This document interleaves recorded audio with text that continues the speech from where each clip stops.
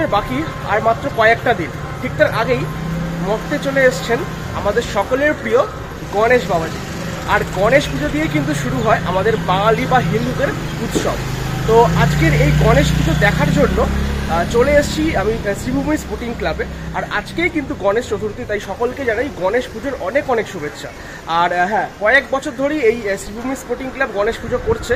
তো গণেশ ঠাকুরটা কিন্তু দারুণ হয়েছে। তো চলো সমস্তটাই তোমাদেরকে ছোট্ট করে এই ভিডিওতে দেখিয়ে দিই।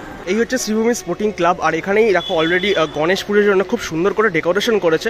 একদম ওই দুর্গা পুজোর যে খুঁটি পুজো আমরা করি মানে কভার করি, ঠিক সেরকম অনেকটা লাগছে দেখতে জায়গাটা।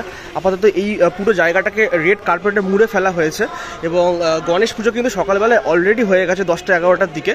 তবে আজকে এখন মোটামুটি বিকেল 4টে মতো বাজে।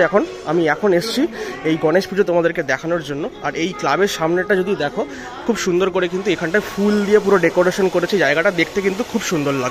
আর ওপরের এই অংশগুলোতে ছোট ছোট কিন্তু ঝাড়বাতি ব্যবহার করা হয়েছে, সেটা কিন্তু দেখতেও বেশ ভালো লাগছে। বিশেষ করে রাত্রিবেলায় এই আশেপাশটা খুব লাইটিং দিয়ে সাজিয়েছে। যখন রাত্রিবেলা হলে কিন্তু এই জায়গাটা দেখতে আরো বেশি ভালো লাগবে।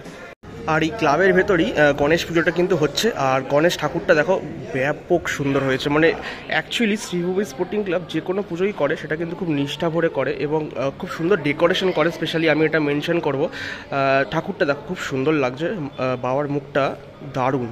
এবং তার সাথে যে সাজ সরঞ্জামটা করেছে সেটা কিন্তু পুরো গোল্ডেন কালারের ওপর করেছে।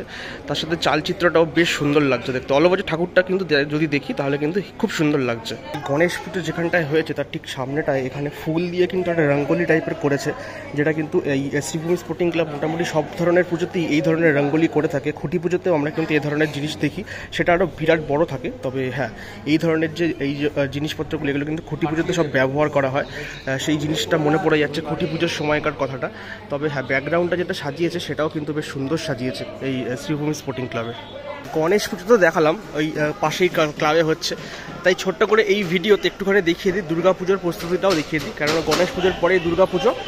আর এই হচ্ছে প্যান্ডেলের যে ওপরের পোর্শনটা, সেখানে কিন্তু মোটামুটি অনেকটাই কাজ কিন্তু এগিয়ে গেছে। গতবারের ভিডিওটা দেখেছি তার থেকে ওখানে কিন্তু অনেকগুলোই এই যে জিনিসপত্রগুলো দেখছো সাদা সাদা হোয়াইট স্ট্রাকচার, সেগুলো কিন্তু লাগানো অলরেডি হয়ে গেছে। আর এখানে বেশ কিছু ঝালাইয়ের কাজকর্ম চলছে দেখতে পাচ্ছি। তার মধ্যে বৃষ্টিও দেখো বলতে বলতে শুরু হয়ে গেল। তো যাই হোক, আর এদিকে বেশ কিছু আমি তক্তারও কাজকর্ম দেখছি। এবং আমি যদি এখান থেকে দেখি তাহলে এই নিচের অংশতেও কিন্তু আমরা দেখতে পাচ্ছি এই ধরনের এই জিনিসপত্রগুলো কিন্তু লাগানো শুরু হয়ে গেছে। এবং কি সুন্দর নিখুঁত হাতের কাজ আমি এই জায়গাগুলোতে দেখতে পাচ্ছি।